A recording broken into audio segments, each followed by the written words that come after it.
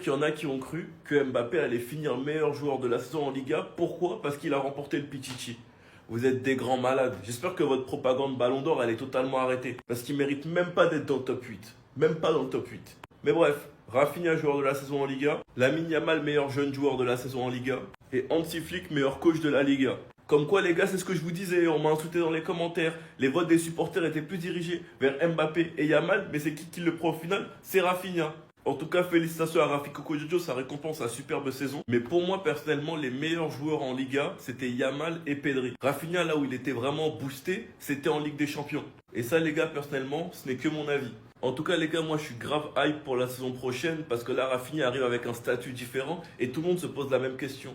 Est-ce qu'il pourrait réussir à refaire ce même type de saison, à être aussi décisif, à se montrer aussi important, à être aussi clutch dans les grands matchs? Personnellement, moi je pense que oui, car il a eu ce déclic. Mais reste à savoir à quelle position il jouera l'année prochaine, car ça dépend, on recrute qui. Mais je reste confiant, pour moi, Rafinha a passé une étape, il a eu ce déclic, ce n'est plus le même joueur. Sinon, vous les gars, vous en pensez quoi? Ramenez sur ta patience en nu.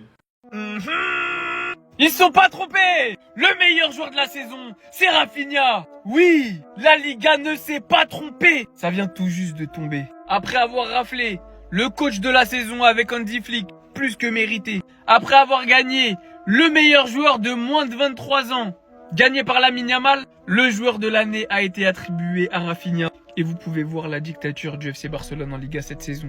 Pas de place pour les imbéciles qui propagandent un soulier d'or meilleur joueur de Liga. Bien évidemment, cet homme est littéralement le meilleur joueur cette saison. Vous me dites ce que vous voulez, mais en termes d'impact, de statistiques au FC Barcelone, personne ne fait mieux. Quasiment 60 goals assists. Je fais une petite parenthèse parce que ça n'a rien à voir avec la Liga, mais meilleur buteur, meilleur passeur de la Ligue des Champions, meilleur joueur de la Liga, 18 buts, 9 passes décisives en Liga. On s'approche des 30 goals assists, rien qu'en championnat. Je ne voyais littéralement aucune raison pour que la Liga ne lui attribue pas le trophée du meilleur joueur de la saison. Sous-coté, c'est le mot qui définit Rafinha. Sous-coté. Il vient de sortir une saison de patron en battant tous les records brésiliens, au club, en Ligue des Champions. Et pour moi, il est la raison principale du triplé domestique du Barça cette saison. Donc vraiment, c'est plus que mérité. Et c'est avec la plus grande fierté que je fais cette vidéo, où après tant de souffrance, après tant de critiques, le travail a payé. Le travail paye. Félicitations, mon frère. J'en veux terriblement au Barça d'avoir lâché Rafinha en plein trajet. Le mec a été important à tous les gros matchs de la saison. Le mec a marqué contre le Bayern. Contre Benfica 10 contre 11, c'est lui qui marque. Contre Benfica en poule sous la pluie, c'est lui qui marque. Contre le Real, tous les matchs presque, il a marqué. Toutes les grandes images du Barça cette saison, il est présent. Meilleur, et encore une corde à leur arc qu'ils auraient pu rajouter. Et le meilleur joueur de Liga. LDC, il aurait pu être élu, mais ça a été Dembélé parce que ça fonctionne comme ça, l'UEFA, il faut remporter la compétition pour avoir le titre. On l'a vu avec Doué aussi, meilleur jeune. Inter, on m'a dit qu'il était moins présent dans le jeu. Comme on parlait de ça là aussi, on les a passés les deux là pour des joueurs minables dans le jeu. Arrêtez les gars. Et contre l'Inter, bien que Yamal ait fait 22 dribbles, qu'il était impressionnant, Rafinha, mais quand même le but du 3-2. Donc normalement ça devait finir en 3-2. Ça aurait été lui qui encore une fois met le but important. Pourquoi avoir lâché Rafinha en plein trajet? Je sais pas, et j'en veux aux supporters du Barça pour ça les gars. Là on fait comment maintenant? Après si Yamal remporte le Ballon d'Or, oui ils auront eu raison, d'accord, bravo. Mais je trouve que c'est ingrat et c'est méchant ce qu'ils ont fait à Rafinha. Attention, je généralise pas tout parce que je sais qu'il y en a qui restent dans le bus là, dans ce bus là, dans ce train là, mais il en reste pas beaucoup. La grande majorité ont tout mis, ils sont tous derrière Yamal, ils ont oublié Rafinha. Voilà, piqûre de rappel qui a été, l'info est sortie là. Rafinha meilleur joueur de Liga. Voilà, qu'est-ce qu'on fait maintenant?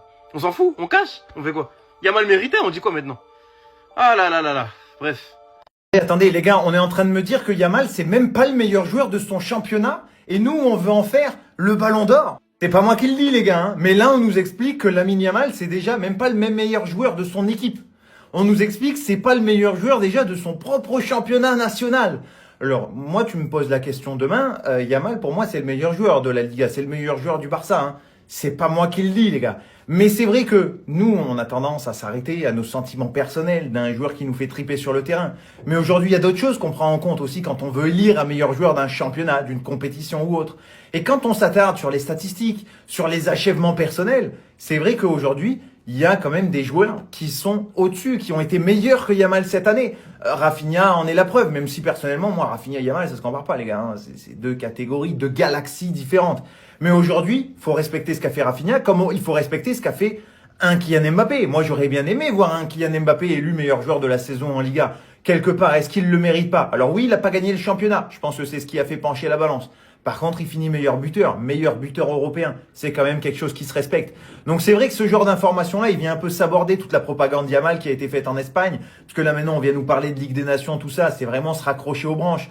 Aujourd'hui, quand tu fais le constat de la saison, tu te rends compte que Yamal, c'est pas le meilleur joueur de son propre championnat. Officiellement, même si je suis pas d'accord, c'est même pas le meilleur joueur de son équipe. Même si encore une fois, je suis pas du tout d'accord. C'est pas le meilleur joueur de la Ligue des Champions. Et on veut en faire le meilleur joueur du monde. À un moment, il y a d'autres choses qu'il faut respecter aussi, les achèvements individuels, les titres, les statistiques. Et aujourd'hui, Yamal n'est pas le meilleur dans tous ces domaines-là. Donc il en gagnera, les gars, il en gagnera plein. Il en gagnera des tonneaux, des valises. Il est extraordinaire, ce joueur. Mais c'est vrai que cette année, c'est pas son année. Voilà, tout simplement. On l'aime, mais cette année, c'est pas son année. Dis-moi toi ce que t'en penses de ce titre pour Rafinha. Qui, les gars, c'est un grand boom, là, hein. Là, ça vient s'aborder la propagande, tout simplement. Après le mètre, le chronomètre, le thermomètre, un nouvel outil de mesure a envahi le monde du football. Le Yamalomètre. On va lister les utilisations les plus marquantes de ce Yamalomètre. La première, Monsieur Arda Güler. Bon, il n'a pas fait long feu, mais il a quand même l'honneur, voilà, d'avoir été utilisé par ce Yamalomètre. Ensuite, on a eu Monsieur Bradley Barcola. Hein, pareil, ça n'a pas duré très longtemps.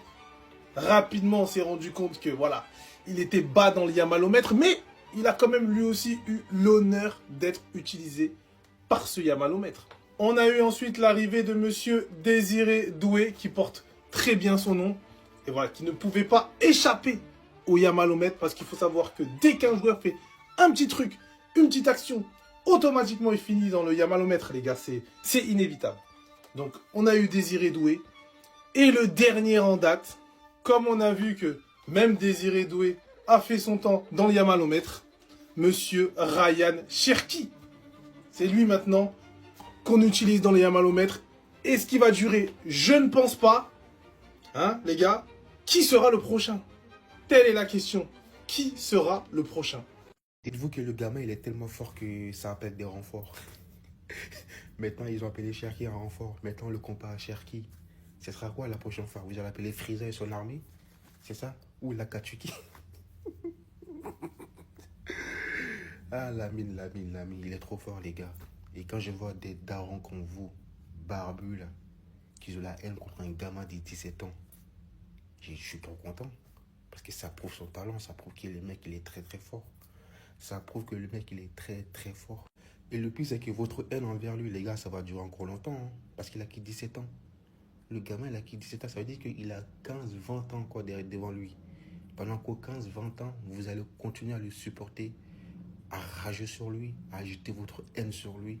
Et le pire, c'est qu'il n'en a rien à foutre. À la fin, c'est lui qui gagne à chaque fois. C'est lui qui gagne à chaque fois. Donc, ramenez tous vos renforts. Ramenez Freezer, Goku, Broly, Madara. Appelez qui vous voulez. Il va toujours gagner. Connaît désormais le meilleur joueur de la Liga, Rafi Coco Jojo. Ça vous apprendra à certains de crier victoire trop vite et de ne pas juger de manière objective. Tellement content pour lui qu'il ait remporté ce titre. Même si pour moi, celui qui le méritait le plus, c'était Pedri. C'est clairement notre métronome, la Régène d'Iniesta, tout ce que vous voulez. Ça a été clairement lui qui a été au cœur du jeu de notre équipe. Et Rafinha ne démérite en aucun cas ce titre. Cette saison, Barcelone a été le meilleur partout, on n'a laissé aucune miette. Arrivé pour plus de 50 millions en provenance de Leeds, il ne parviendra pas à s'imposer dans le Barça de Xavi avec un style de jeu qui n'est pas en adéquation avec ses qualités. Et un jour, tout a changé avec ce fameux match contre le PSG et l'apparition de ses traits. Cette saison, il a juste continué sur sa lancée, c'est-à-dire des performances XXL dans chaque grand match. Il a débloqué une qualité de finition hors pair, des déplacements exceptionnels, une très grande qualité de passe. On peut que remercier Flick pour les travaux. Rafinha était le genre de joueur qui manquait au club, c'est-à-dire celui qui se tue pour le maillot, celui qui est clutch et celui qui aime le club. Alors je le dis, excuse-moi de t'avoir critiqué, merci pour tout ce que tu as réalisé. Ce titre de meilleur joueur de Liga vient tout simplement concrétiser son œuvre. Une œuvre pour laquelle il a énormément travaillé. Je suis très fier de voir celui que j'appelle mon capitaine être meilleur joueur de Liga. Bravo à toi et réitère l'exploit la saison prochaine. Chacun son terrain, TikTok c'est le mien. Absolument qu'on le dise. Rafinha, joueur de la saison de Liga. On a tout pris, les gars. Et cette saison, on a tout pris. Laissez-moi en affaire des Ligues des Champions, là, nous tous. On sait que c'était le meilleur joueur des Ligues des Champions. Vous ne voulez pas le lui donner. Alors là, Rafinha, joueur de la saison de Liga.